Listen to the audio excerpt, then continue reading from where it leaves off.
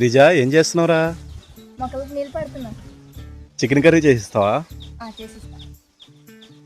అలా చేస్తా.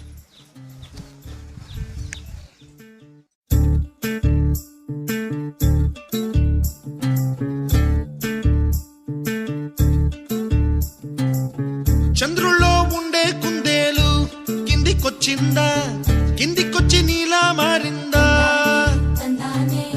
చుక్కల్లో ఉండే జీకేలు నిన్ను మెచ్చిందా, నిన్ను మెచ్చి నీలో చేరిందా?